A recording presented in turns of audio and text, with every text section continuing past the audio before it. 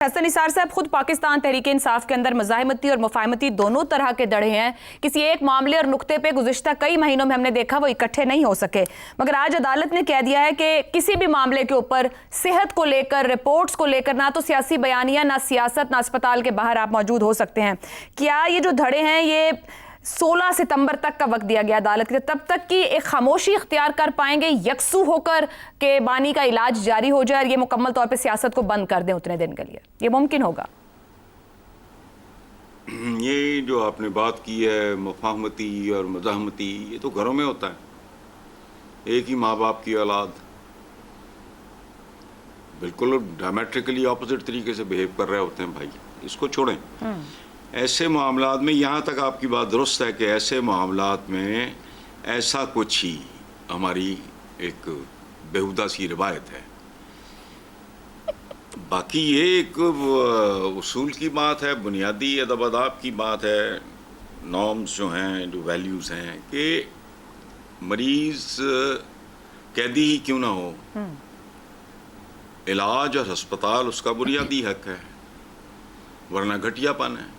अच्छा, लेकिन चूँकि आपकी रवायत बड़ी अजीब सी और एम्बैरसिंग है तो आप उसी खाते में डाल के देख रहे हो। ठीक है, ऐसे ही बनता है। अब जो भी कह लें, मैं इसको बिल्कुल टोटली एक और तरीके से देख रहा हूँ कि मेरे नज़दीक ये जो इनके मामलात चल रहे हैं पीटीआई के, जिन लोगों के साथ भी चल रहे हैं, आप जो भी कह लो, मुझे उससे दिलचस्पी नहीं है। मेरा कंसर्न ये है कि लंबे अरसे के बाद एक मस्बत और तामीरी खबर सुनने को मिली है। अच्छा, अल्लाह इसे नज़र बद से बचाए और पाकिस्तान नॉर्मलाइजेशन की तरफ अपने सफ़र का आगाज़ कर सके, चूँकि यही इस मुल्क के मुफाद में है। वरना जो कुछ हो चुका, जिसके नतीजे में हम ये मुल्क जहाँ खड़ा है, इससे आगे मेरा ख्याल आगे गुंजाइश कोई नहीं है।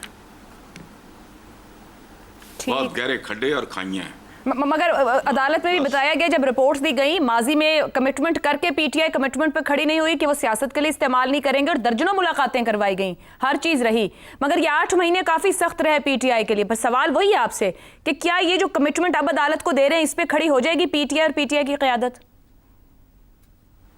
आई डोंट नो, ये इसका क्रेडिट या डिस्क्रेडिट जाएगा जो लीडरशिप बाहर मौजूद है।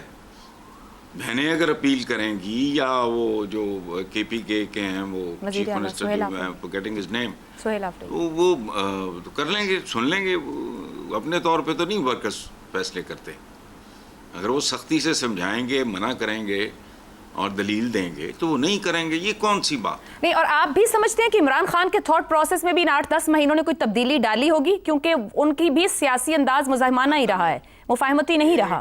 एक बात याद रखना, एक बात याद रखना, ये मैं डे वन से कह रहा हूँ, इमरान कॉम्प्रोमाइज कोई नहीं करेगा। ओके, जो डील ऑनरेबल, डील तो ऑनरेबल होती है। आप दुकान पे जाए क्या करते हो? डील ही करते हो। When you buy a house or you sell a house or a property, what do you do? Obviously एक अंडरस्टैंडिंग और कमिटमेंट होती है लेन-देन की। जी नहीं, मैं वही कह रहा हूँ ना, अगर डील बावकार है तो उसमें कोई हर्ज नहीं। डील गाली तो नहीं है। डील गाली उस वक्त बनती है जब आप बुनियादी बातों पे कॉम्प्रोमाइज करते हैं। डील गाली नहीं है, दुरुस्त। डील की नौइयत पे डिपेंड करता है, तो वो तो सवाल ही नहीं पैदा होता। ठीक हो गया। ऐसे आदमी से ऐसी बात सोचना भी नहीं। तो ये तो आने वाले दिन बताएंगे। knows him ठीक हो so well. इसीलिए आपसे आने वाले दिन नहीं, माजी भी बताया करता है। उसी माजी की बुनियाद पे तो आपसे पूछा, तो फिर तो बहुत से सवालों के जवाब इसी आपके जवाब में नहीं, माजी इंडिविजुअल का मैं कह रहा हूँ। जी बिल्कुल, मैं भी वही बात कर रही हूँ। उस तरह की डील, जिस तरह की डीलों के हम लोग आदी हैं, उस तरह की डील उससे ना एक्सपेक्ट करना है, याद रखना। तभी तो मैंने कहा कि आपके इस जवाब में बहुत से सवालों के जवाब पोशीदा हैं। हसन निसार साहब, हमने माजी करीब में देखा था कि पीटीआई की सियासत नून लीग और पीपल्स पार्टी को करीब ले आई थी, तो क्या अब कहा जा सकता है कि नून लीग की सियासत पीपल्स पार्टी और पीटीआई को करीब ला सकती है? इमरान न जरदारी है न नवाज शरीफ है। बहरहाल हमारे एक दोस्त हैं नासिर अदीब, फिल्म के बड़े प्रोमिनेंट राइटर रहे हैं। उनका एक फिल्मी जुमला है, लाजवाल मुहावरा बन गया है, मौले नू मौला ना मारे ते मौला नहीं मरता। याद रखना। पीटीआई इनके करीब भी गई تو ان کے یہ سیاسی زوال کا آغاز ہوگا. وجہ کیا ہے کہ پیپلز پارٹی نون لیگ سے اکتاہٹ، مایوسی، نفرت، دوری جو بھی کہہ لو، اس کے نتیجے میں تو عوام نے پی ٹی آئی کو اون کیا ہے. یہ احمقانوں والی بات ہے، احمقوں والی بات ہے، مکانہ بات ہے کہ عمران خان کا charisma for the first few years he had to go through hell. اگر اس کا کیرزما ہی ہوتا، سب کچھ نیا تھا، شوکت خان بھی تو ورلڈ کپ بھی، تو کسی نے گھاس نہیں ڈالی. لوگوں کو نہ باتیں یاد رہتی ہیں نہ اور. اچھا، یہ تو عوام کی ان سے نفرت کے نتیجے میں وہ پھر متوجہ ہوئے، تنگ آ کے تھک گئے عوام. اچھا، اتنی اگر اس کا کیرزما ہی سب کچھ ہوتا تو اس کو اتنی لمبی جو پہلے دن ہی ٹیک آف کر جاتی. ایسا نہیں ہوا. It took quite a few years. میں تو پہلا سیکرٹری انفارمیشن، مجھ سے بہتر کون جانتا ہے کیا حالات ہے. ٹھیک ہے، سو پی ٹی آئی نے ایسا کیا، اول تو ہو نہیں سکتا.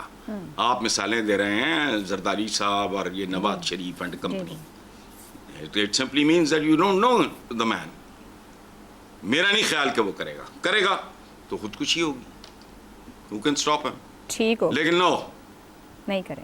ان کی موجودگی کا جواز ختم ہو جائے گا ان دونوں میں سے کسی کے ساتھ بیٹھے.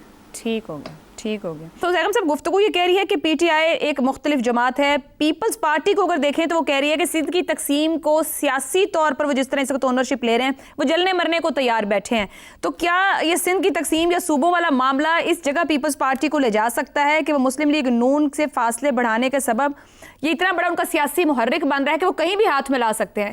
لیکن کیا رائٹ آپشن رائٹ چوائسز کے ساتھ ہے؟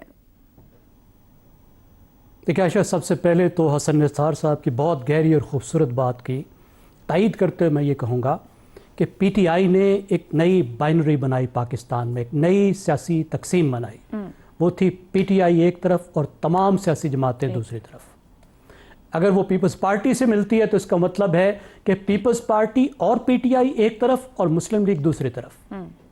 تو فائدہ کس کا ہوا؟ مسلم لیگ کا. دیکھیے، میاں نواز شریف صاحب جو مسلم لیگ کے مالک ہیں اور آصف علی زرداری صاحب جو پیپلز پارٹی کے مالک ہیں، ان کا ایک مشن ہے. ان دونوں جماعتوں کی سیاست کو آپ نے سمجھنا ہے تو سب سے پہلے اس مشن پہ نظر رکھیں. آپ کو ان دونوں کا تمام پالیسی، تمام ایکشنز، تمام چیزیں سمجھ آتی جائیں گی. اور وہ یہ ہے کہ اپنی زندگی میں اپنے وارث کو تخت پر بٹھا کر جانا ہے.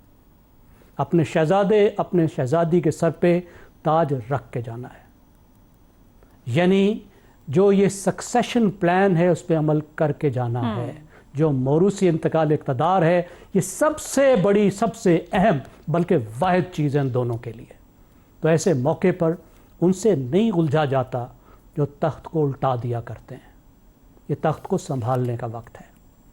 اب زرداری صاحب کی دیکھیے جہاں تک بات ہے، زرداری صاحب وہی کچھ کریں گے جو اس چیز کے مطابق ہوگا. اب کچھ سوال ایسے ہیں، کچھ چیزیں ایسی ہیں، کچھ ڈیمانڈز ایسی ہیں کہ اگر وہ بزرگ کریں گے اور زرداری صاحب مانیں گے تو یہ تخت مسلسل ختم ہو جائے گا.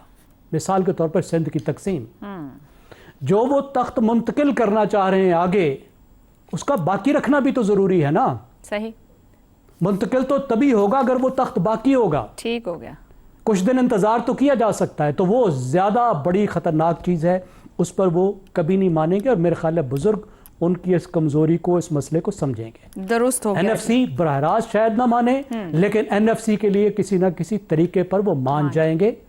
پی ٹی آئی کے ساتھ وہ ہاتھ بھی اس وقت ملائیں گے جب معروضی حالات کی طرف سے ان کو اشارہ ملے گا کہ ہاں اب تم یہ کام کر لو.